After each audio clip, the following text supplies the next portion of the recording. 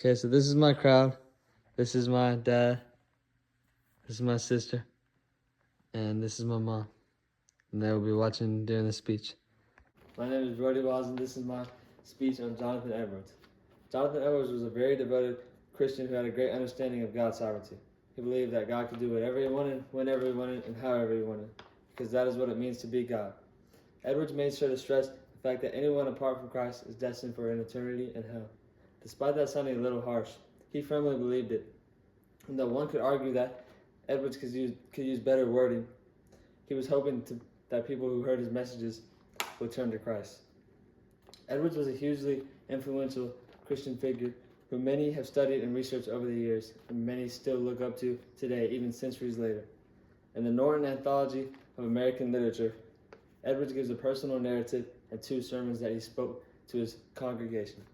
In 1740, when Edwards was in his later 30s, he wrote a personal narrative where he went through and recalled his childhood and younger years, including his days as a scholar at Yale. The narrative truly captivates and captures some of the most important parts of Edwards' journey and his relationship with God, from his lowest points to his highest points.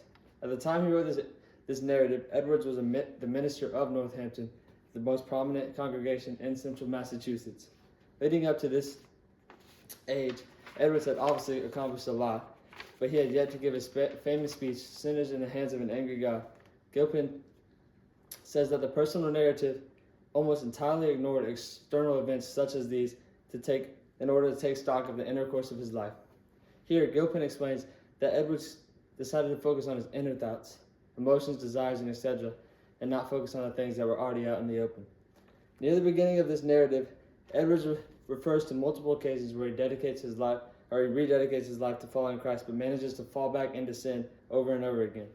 He mentions that one day he was convicted by the sovereignty of God, and that he has often since not only experienced this conviction, but a delightful conviction. The doctrine of God's sovereignty has often appeared as an exceedingly bright, pleasant, and sweet doctrine to me, Edwards says.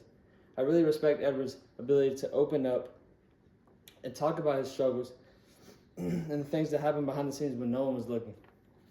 This is one of my favorite parts of the narrative, and I was able to relate to it very deeply.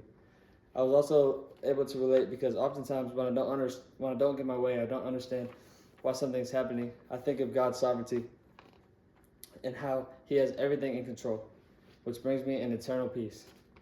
Whenever I feel these things, it can be very hard to open up about these things, but Edwards was able to do a great job at it no matter what his status was. Edwards explains that when he was able to reach this inward sweetness, his view of everything was altered. He says God's excellency, his wisdom, his purity, and his love seem to appear in everything. The sun, the moon, the stars, the clouds, the blue skies, the flowers, the grass, the trees, the water, all nature, which is used to greatly fix my mind. I greatly agree with what he says here because he is truly beginning to look at nature as God's creation. There's a realization of how great and sovereign God is and how these things cannot come about without a perfect creator that perfectly and wonderfully creates them.